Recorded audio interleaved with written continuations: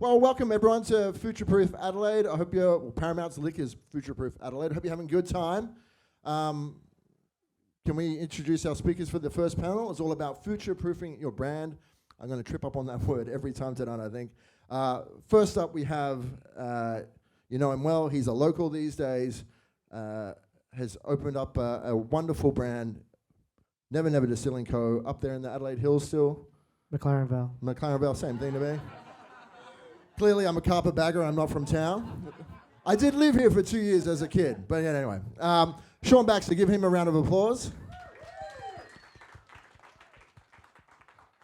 Okay, and to Sean's right, we have Cara Devine. She is an author, she's a writer, she's a bar manager, she's a bartender extraordinaire. She also runs a very popular YouTube channel, Behind the Bar with Cara Devine. Please welcome Cara to the stage. Hello. Thanks for having me. You've got your second book is coming along the way now, right? Or Well, I just handed it in yesterday. So congratulations. Yeah, see you all at the bar after this. Very good. Okay. First talk of the night. We're talking about future-proofing your brand. You guys have got different takes on brand. You've got Sean with the sort of small distillery, beautiful gin brand. Cara, you kind of play in a few different fields because, I mean, you've just opened a bar, Goodwater, as well with some friends. So I'm going to ask you how you conceive of your brands, what the differences are, and what we might be able to learn from them tonight. I guess first up, what I want to ask you, though, is what do you think is the elements of a strong brand? Sean, I might start with you. it's a really interesting one because it can be cut into so many different, concepts, I guess, depending on what you're selling and who you are. I've always thought from the very get-go, one of the most important things when you're establishing a brand is understanding your audience and having a very good connection with your good connection. What great language. A really strong connection with that audience. From the very beginning, Never Never was set up because of certainly my background in the on-premise, in hospitality throughout pretty much my entire career. So it was important that when we were creating a brand that we had a very, very good connection to, you're laughing very every good. single time. A very strong connection to those bartenders, hospitality professionals that have always been very supportive of myself and, of course, the rest of the team and Never Never in general. So that's gone through our entire business. That's not only just something that we started thinking about from the very first day. It became a part of our values. Having a very strong understanding of the values of your brand, I think, is very important too. It allows you to make decisions very easily. It allows you to stay on the right track from the very get-go. I mean, when you start out, you often don't think about things like values or the way that they could potentially shape a brand or a business. You're just trying to sell gin, right? Yeah, exactly. But you can get lost down the stress of the rigmarole and the day-to-day. And when you're going at 1,000,000 miles an hour as a small business, it helps to have a set of structure that you can return to. And for us, that set of values has been used without a word of a lie, every week we go to it. So celebrate hospitality is one of the most important values that we connect with. It's a part of the way we hire, it's a part of the way that we do our reviews, and it's a part of the way that we produce product as well. That's just one. I won't go through all of them, but I think those are the two important that I would suggest are really good for brands. Okay, before I come to you, Cara, can you, Sean, just tell us how do you conceive of the Never Never brand then? What does that mean as a brand? So the Never Never means a little bit different to the three of us. We have three founders. The best thing about it is we weren't really, Tim hates it when I say this, we weren't really mates to begin with. We're kind of like mates through, it's very Adelaide. An Adelaide audience will understand what it's very, I'm not from Adelaide originally, I'm from Queensland. I met my wife, who's from South Australia, in Melbourne when I was bartending. We moved together to Sydney, and then at one stage she was like, we should go back to Adelaide, and I'm like, great, I don't know what I'm going to do there.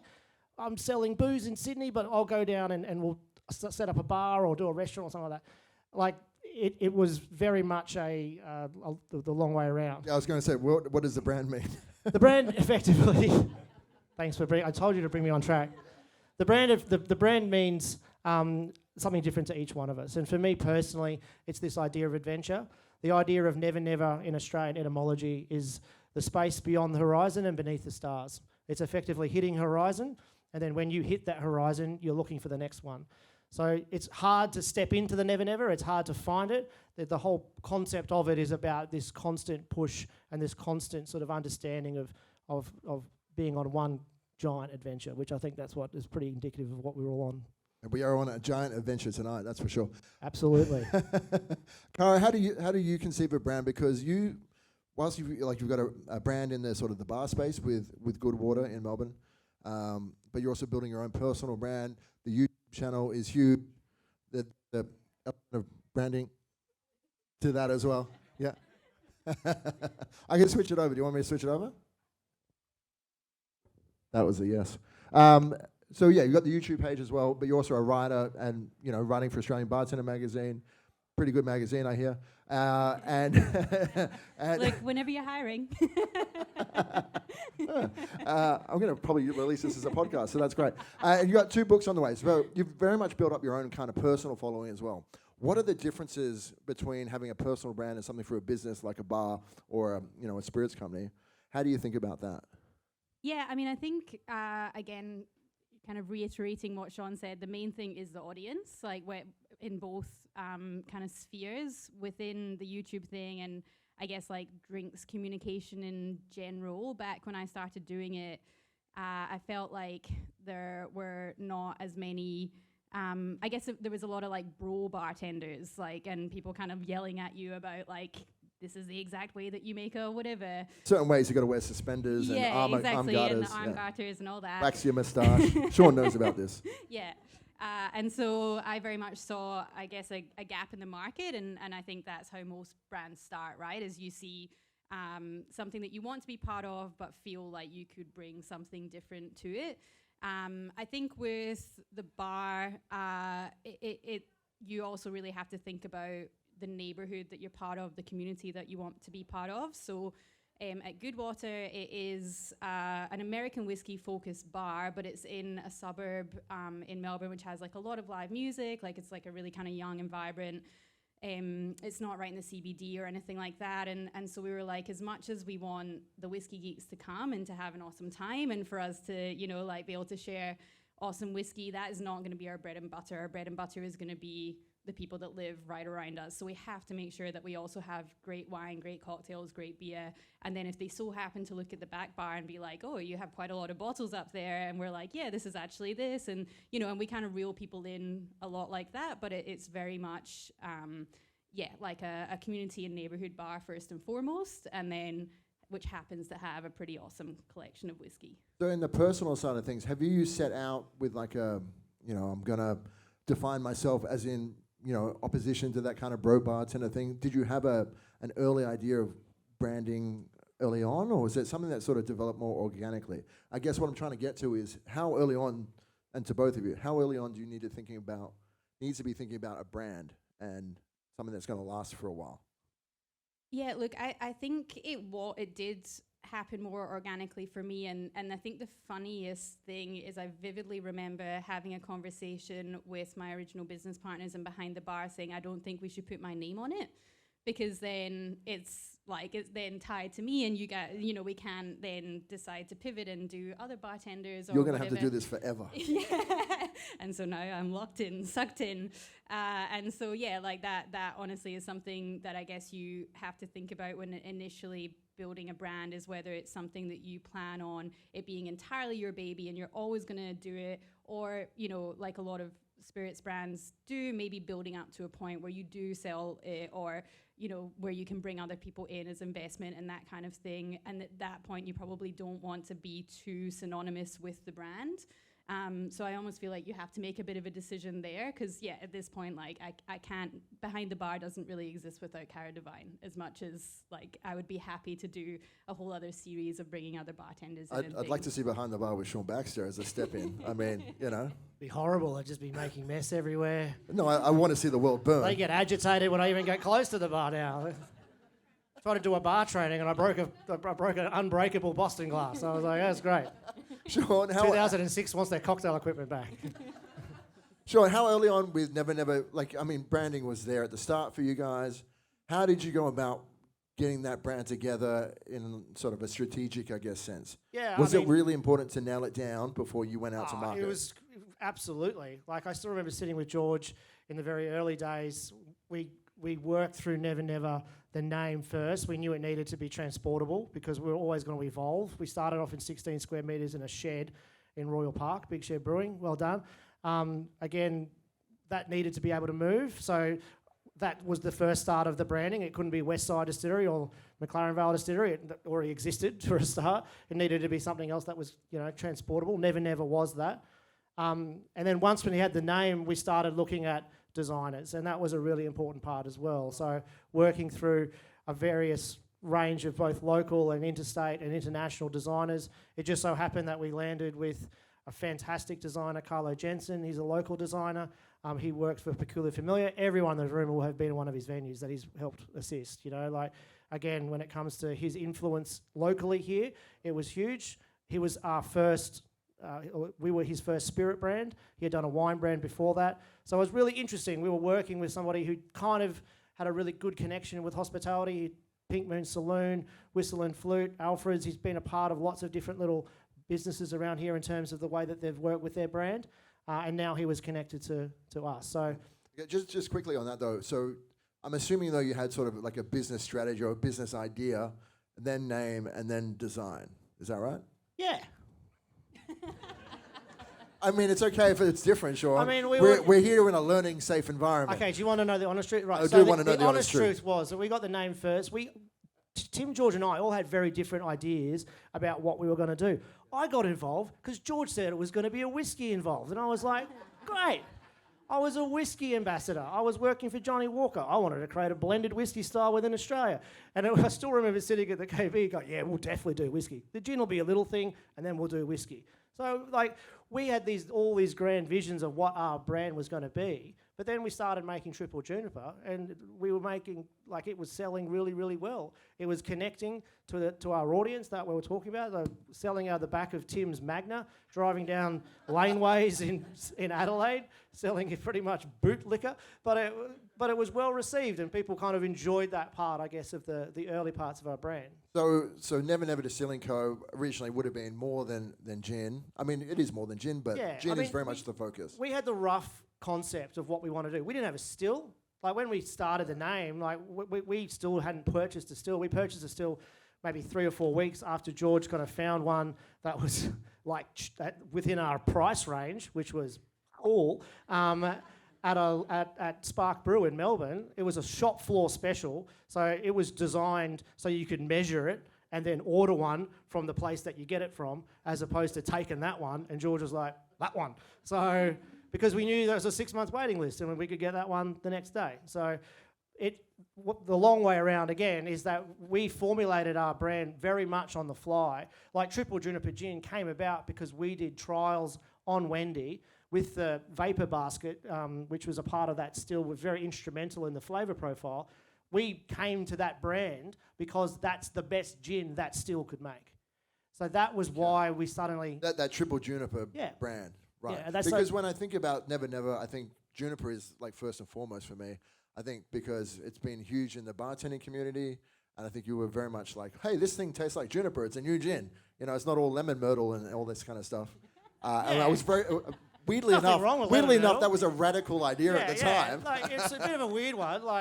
I still remember having. But just quickly though, does that have problems for other parts of the business though? If you the Juniper, the Juniper part. Well, early doors, we wanted to do Juniper because I had been working as a brand ambassador for a whiskey company, going around and drinking gin for 6 months and getting the bartender to put it into the till as Johnny Walker, thanks to Yasho, and asking a lot of questions about what gin they liked, and none of them were Australian gins. Four Pillars, a little sprinkling. A lot of them were Beefeater, Plymouth, Tanqueray, all big London dry styles that had... not Plymouth, but lots of juniper forward sort of flavour. So that was a no-brainer. We needed to go down that direction to begin with. I think that when we got to the crunch point, it was when we launched, and we launched it Juniperlooza. It's got juniper in the name, and we've got juniper on our label, and we're standing there, and some of the first conversations I had with gin fans were like, "What's juniper?" And I was like, "Oh, this is going to be fucked. Like, this is It's going to be a long day. this is going to be hard work." Like, our branding at that stage was join us on the juniper revolution. It's really hard to have a revolution if you've got to educate people on what they're revolting against. You know, like, no, it's supposed to be in there, and they're like, "Really? Okay, good." I think you just do a little pamphlet. Yeah, it's like, this is juniper. Like, so ultimately what we had to do was, that still made a lot of sense to an on-premise perspective, a trade perspective. They know what juniper is. They've gone through enough of Tanqueray and 4 Pillars masterclasses to know this. But from a general consumer perspective, it actually meant we had to change our brand. We actually had to stop being kind of so educative about what we were trying to do and be bigger. And that's where we started talking about more flavour, more of the concentrated flavours that we're trying to build through our products. Effectively, it was juniper as well, but it allowed us to be a bit more flexible with how we were talking about our brand. Gotcha. You look like you had something to Well, say. I was just going to say, like, I think that's a really interesting one for anyone that wants to build a brand within, like, you know, from our point of view in the hospitality industry, but that faces outward to consumers, is we assume like a baseline of knowledge, which is just not there. Like, Despite all the masterclasses that all these brand ambassadors have done, the public doesn't care. No, yeah, like not at all. And so that's like, I think that's really something, if you do want to connect with a wider audience, you do have to, like, I don't want to say dumb it down, like that's not fair, but you do have to just take it back like 5 steps and really make sure that the people that you're trying to talk to will understand what you're saying. Otherwise, people are just going to switch off. How much, if people here in the room are wanting to like launch a bar brand or a spirits brand, or want to become a writer or something like that, how much, when it comes to crafting the brand identity, how much of it is you guys creating that and sending that out to the consumer world, to the public, and how much is that the public shaping what you're creating as well? I think it's a pretty two-way street. I think especially nowadays with your algorithms and, people clicking on certain things, like I would not personally choose to make the faces that I do in my YouTube thumbnails. However, that is the way I was going to give you a pass on that question. But yeah. However, that for some reason It's this one, right, where you put that. Yeah, there we go. Yeah, you have to pose a question. It's like, is this the best cocktail in the world? But that's because the algorithm is showing people. I don't have to watch the video. But what's that about? That's the algorithm, and I guess algorithms are govern our lives on Instagram and all these other platforms as well. How do you stand out then with your brand on these kind of platforms? Because it does feel like it's sort of the same fonts keep popping up on brand stories, and people come up with new brands. I'm like, I'm pretty sure that's just a template that was used somewhere else. How do you be different? I think that it is useful to kind of start small and not feel like, I don't know, like I am a millennial, and so I watch TikTok videos on Instagram. And but when I technically I'm a millennial as well. You don't have to say it like that. Really, Sam? Really? But sometimes you get served these videos that are like, I guess obviously have been designed to be a little bit controversial. Like being a woman in my mid-30s, I get a lot of parenting videos, and it's people being like, let my kids stay up until 10 p.m, shock horror. And then all these people, but like the kind of amount of vitriol that can be in the comments is pretty full on as well. And the only few videos that I've ever had, I guess, go like viral, they basically end up getting served to people that you kind of don't want them to be served to, or that aren't interested. And that's like the only time that I've ever got, just not nice comments about appearance and things like that. So I think, like, as much as it can look awesome to be like, oh, this one video got however many million views, I do think like slow and steady wins the race in that, where if you can build we're banking on it, Boothby, Yeah. just slow and steady and small. Yeah. And you build a proper community around it, people that really genuinely look to you as an actual, I guess, like expert on the thing that they're interested in, that, and they'll tell their friends, and maybe I'm old school, but I do think word of mouth, rather than just like grabbing a heap of attention from one sort of somewhat controversial video, is the way to go around it. Sean, is that your experience with Never Never? Do you guys, have a social media strategy where you're trying to hack the algorithm and get in front of more people? I think I know where the answer to this is coming from, but... I mean, that's really interesting. I'm taking notes because it's really hard in gin. There's so many different brands. They tend to be dominated by the same the same sort of content, so it's a lot of drink content. We had a lot of success with things like oyster shell gin, interestingly, because the way that we were advertising that was actually using the shell and pouring into the shell.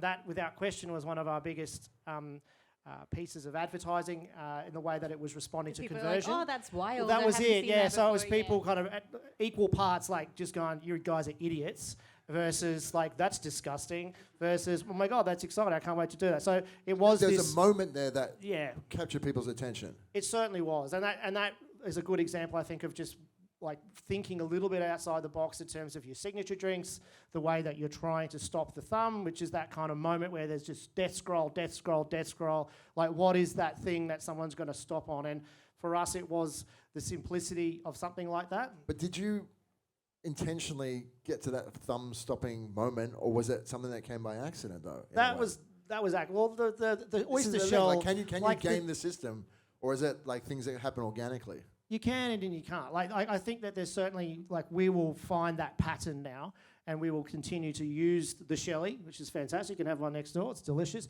as a way of kind of constantly capturing attention in a very, very cluttered and very, very noisy market. The nature of that brand as well from the very beginning was built for kind of stopping the way people read through a menu. So they're like, what, oyster shell? It stops you from continuing to draw down the way through a gin list. It stops you. And I've seen really good examples, like bartenders have been doing it forever with cocktail lists, right? Like, you could name something. I'm not going to call it out because French martini, and it's like, delicious. But we've one of our most what's our most popular cocktail at the Hill? Watermelon sugar? Strawberry Kisses. So again, if you connect it to a song or you connect it to a little moment, it suddenly changes the way that people kind of engage with that drink at that particular time, which I think is just another extension of brand. It's still who we are, but at the same time, it's just through a different filter or through a different lens. Okay, I love that. Before we move on to some questions from the audience and the technological wizardry that's going on in the back there with Liam, would you like to, like, there's people here who probably want to start their own brands. What would be one or two very simple places to start? Like, what advice would you give them? Let's go with you, Cara. Yeah, I think find your niche, like decide what you're good at. I think it's really pretty smart nowadays for bartenders to be a bit kind of multifaceted, and like working in this industry, it's some of the most talented and clever people that like you can come across. Everyone has other hobbies and interests, and so lean into that in terms of your brand, because at the end of the day, you want to enjoy it.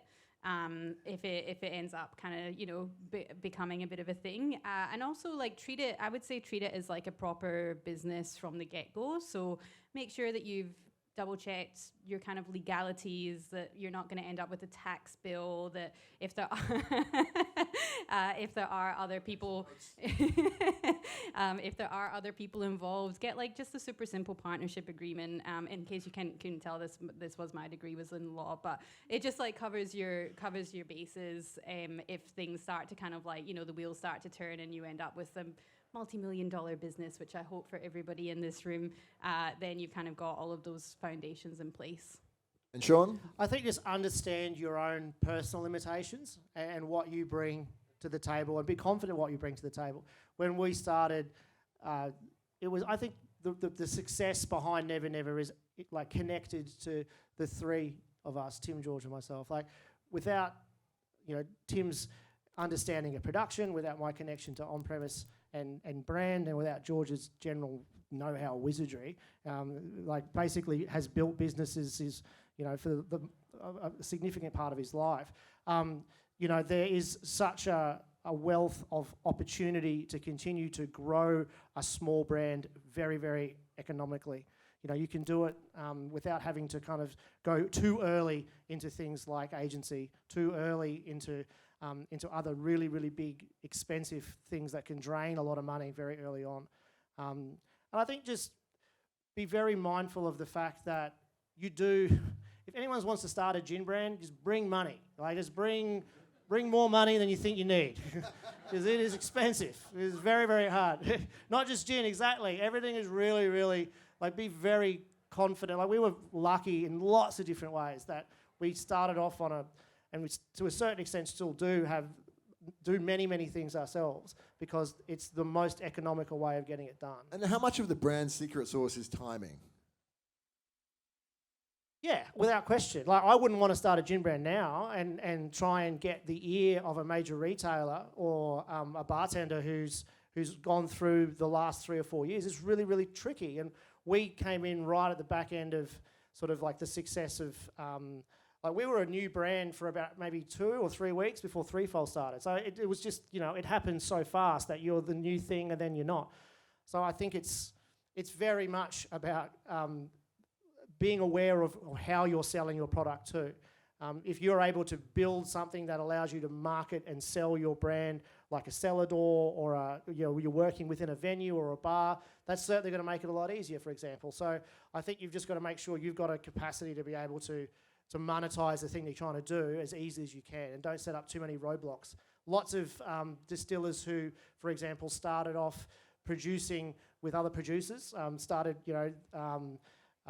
batch producing. What's the word I'm looking for? Contract producing. Found it really hard because suddenly when there was an evaporation, I guess, of the willingness of venues and major retailers to bring on a lot more gin brands, they didn't have an access point as to how to actually sell them themselves because they didn't have an available space. So little things like that are, I think, really important in terms of like how you pull the trigger, especially within spirits. One more question for you, Cara. How have you recognized when you've had opportunities that come your way, like with the books and with the writing gigs and all that sort of stuff? How important it is to like say yes to things, I guess, and then when do you say no to things as well? Yeah, I mean, I think it's crazy important. That was actually kind of one of the things that I had in bullet points for what I was going to talk about tonight. Is like networking is massive, and obviously within the hospitality community, but also out with the hospitality community. Like if your auntie invites you to a barbecue, like actually try and chat to some of her mates, and you never know who you're actually going to meet there. Because that's kind of how the book thing came about a little bit. Was someone from Hardy Grant, the publisher, was at an event where just ended up chatting, and it was like that just kind of came together, which is obviously pretty amazing or like fortuitous. But I think you also do... You have to grab the opportunity. Yeah, right? Of course. Like you still have to then, actually put together a proposal. And I think just being really professional in that sense of actually, adhering to deadlines. If there's a meeting, show up on time or a little bit early and bring notes and all of that kind of thing. And just, make sure that you're pretty prepared for whatever life throws at you. But I do think that you also can say no to things when it's really hard to work both in hospitality and try to build a brand outside of it. And I've definitely burnt myself out pretty hard a few times. And so I'm trying to get better at that. I don't have a particular, formula for when to say yes and when to say no, but I think probably say no about 3 events before I say no, and then you might be all right. I think the real power of no comes after you said yes a whole bunch of times. Liam, do you have some questions from the audience? Am I going to look off a bit of technological iPad-ery wizardry kind of thing? Okay. They're anonymous questions. Cool. That's good. Sean, was there a moment of crisis where you decided to create your values, or did it happen naturally? Secondly, what was the process you went through to make them? I was lucky that I had come from a really big brand system, so I had seen the way that these values were really important through lenses like Diageo, and as big and ugly that business can be, I still remember sitting there with the butcher's paper on the wall, and it was like the values of Diageo across the back. I wasn't even working for Diageo. I was I'm an employee for Sweet and Chili at the time, but I was immersed into it. So you were on contract. Yeah, I kind of understood what was required. And so when it came to the values, it was generally one of the first things we did. And George and Tim had both came from other businesses that had a very similar structure in place. So they certainly have pulled us out of moments in crisis. One of our most signature values was Be Fearless. It was the reason why it's on our logo. And I tell you what, when everything shut down, we needed that value a fair bit because it was pretty terrifying. It certainly has helped us through those moments without question. It's been like a North Star guiding principles kind of thing, hasn't Yeah, it? and they all are important. Like another one is be authentic. And I had worked through so many different brand strategies with Johnny Walker, but they just didn't tell you what was in the product. I was like, why? Like it's clearly Kalila. Like everybody knows. Why can't we just come out and talk about it? But like that was why we've always talked about our processes. If anyone asks us about ingredients, like we're always very forthcoming, and it has also been shown to us in the industry too by other, not mentors so to speak, but North Stars, shining lights, 4 pillars. Cam is an open book when it comes to some of that stuff. So we always wanted to reiterate and repay the favour to anyone who comes to us and asks a similar thing. And 4 pillars have done okay. Yeah, all right. Yeah, a little bit. Okay. There was independent brand. The next question is it ever too late to pivot brand direction? Cara, I'll throw that to you first. I'm asking for a friend as well. Yeah, look, I don't think so. I think as long as if you do have those kind of guiding principles and make sure that you don't, I guess, just throw everything that you've ever built out of the window, because especially if it is something that involves an audience or people buying your product, they're going to feel pretty annoyed if you just all of a sudden are like, oh, actually, I'm just doing this other thing. And yeah, well, you want your brand to mean something. It shouldn't just be tossed out, I guess, yeah. right? I mean, I think everyone here does. Obviously, there's, I don't know, maybe we should just be dickheads and be like, take the money and not worry about it. But I think, yeah, in general, it's best to, maybe you can pivot, but I think pivot slowly. Like, even within the YouTube channel, I definitely did way more deep dives and kind of full 20-minute videos that were really intense, and then I realized that everyone's attention span is just shrinking by the week, and so we've kind of pivoted in that sense of just trying to make sure that people are still engaged but still trying to make it informative and I guess not playing into cheesiness too much. So I think you can do a slight course adjustment. I wouldn't say a full 180 without potentially losing your original clientele. John, have you guys done a full 180 at all, or is it sort of been pivots that are sort of gradual? I wouldn't suggest it's 180, but it's definitely been, I think you have to be really flexible with brand, especially in the drinks market, because you have to be flexible enough to work with trends. One good example was there's a huge boom, I guess, in tequila and agave right now, and it's been around in hospitality for ages. We kind of go, really? Mezcal Negroni was 20 years ago, but it's just kind of landing right now with consumers off the back of celebrity, right? A lot of celebrity endorsement, and that's kind of driving the interest in it. Exploring the ideas of working with things like oyster shell gin in traditionally tequila-forward cocktails. And wait, are you now doing a collaboration with Kendall Jenner? Just suggesting it could could work. Heard it here first. Can't understand why. Breaking news, all right. But working with the language, understanding what's happening at the time, and not pivoting, but refocusing certain parts of your brand language and your creative to ensure that you sit in the slipstream of some of that, I think is important. We've often changed our campaigns and our language to I guess replicate that, to make sure that we're constantly at the cutting edge of innovation, at the way that people are drinking at that particular time. If they're drinking less sugar or lower alcohol, if you've got a product like Juniper Freak, which is at 58% alcohol, really fucking hard to sell that to a whole group of people that are kind of championing the idea of low ABV. So the way that we adjusted that was use a thimble of Juniper Freak, and it's not ours, by the way.